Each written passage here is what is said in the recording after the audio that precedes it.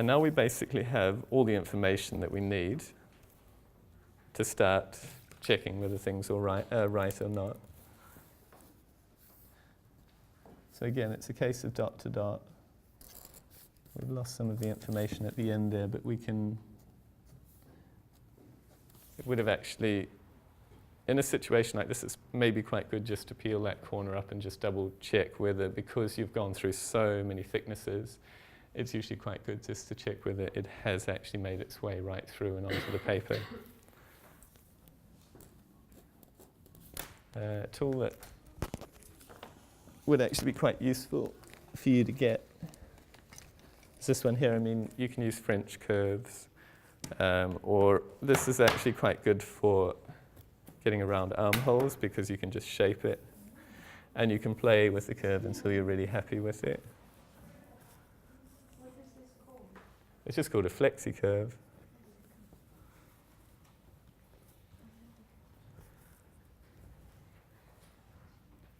And again, you can check some of your points as you go.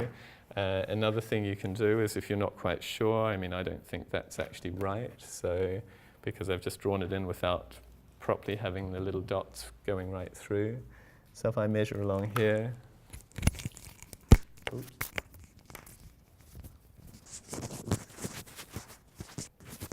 Oh, really? Or should I just leave it on the table?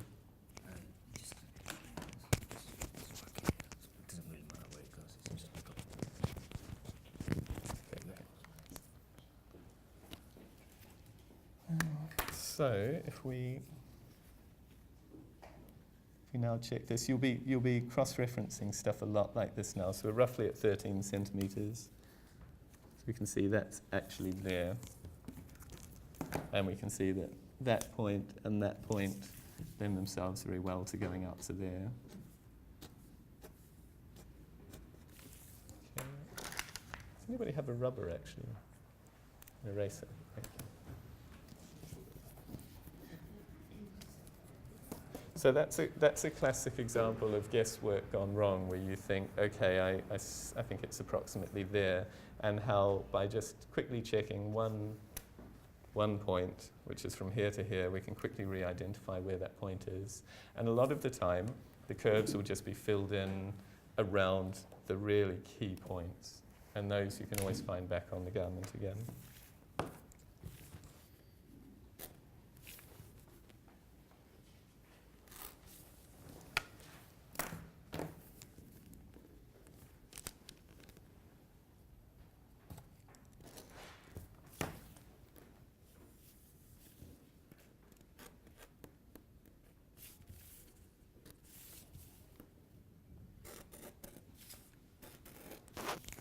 And so on. And again, with the pocket, we just run along the two. You can square everything up as you go at this point. You can see that there's dots there. And at this point, you can see them there. That's your pocket hole. So now what you would do, you would continue.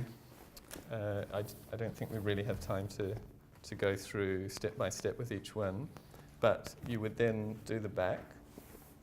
Same principle. With an area like this, there's little tricks that you will just need to know, and you will know these probably from basic pattern cutting. So some of the basic fundamentals of, say, for example, you have a shoulder blade here. Everybody has that curvature to their back. Okay, so you don't necessarily want to put a dart in there, although sometimes you do as a design feature. But if you don't, you're going to need to some degree to absorb the roundness that the fabric needs to have to actually go over that part of your body. And the way that is done conventionally here is it's absorbed in that seam. Generally, that's about 5 to 7 millimeters. Now, if you look at a pattern cutting book, that's the first. That's some of the sort of basic things that you'll find, that you allow at least 5 to 7 millimeters of each, sometimes a centimeter in there. Depends how much you want this to curve around And if we're talking about it being made specifically to specific bodies, it's going to, if someone's more like this, you're going to need a lot more because you're going over much more of a complex curve. And where would you have it centimeter on the pattern? It's, An E. what's that? In ease, yeah, that's exactly it. Well, in effect, it's like if you're doing bust shaping, chest shaping for a man, shaping that goes over the hips on a skirt, anywhere that a dart, in effect, is used, this is exactly the same principle. There is a point at which this has reached its utmost curve before it starts to drop away again. So, you're looking at a shoulder blade and you can see kind of roughly where it's then going to drop away in shape. That's where you're needing to get it to.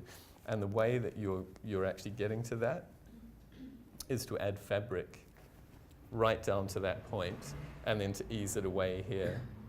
Because what that does is it makes this the original length, but it makes this one, it makes all of this here bigger out to a point, which becomes nothing.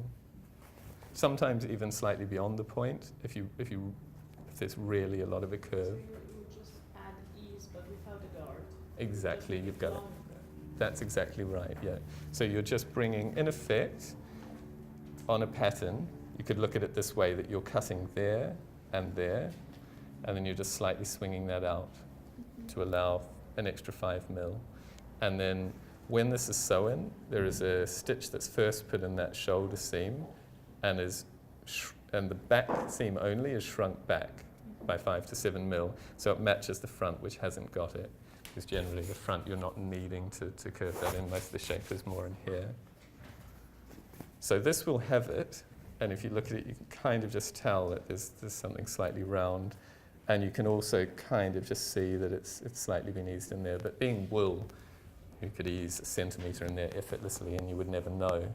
But it's the difference between it being awkward and not really fitting here, or just having a nice gentle curve to it. So things you've got to know. And of course, when you're tracing that off, you're quite often not catching that. You just see that there's a slight fullness there, but really all you're getting is this and this and this. So you can't possibly, without sort of knowing that that's in there, apart from the clue that this is a bit fuller here, you can't really tell. But that's something to always look out for. Wherever a garment is a bit fuller, then clearly something's easing in somewhere to create the fact that the fabric is not sitting completely flat on the table. It's a bit aerated, it's a bit full. There's something creating that, and it's one of the seams. In this particular case, it's there.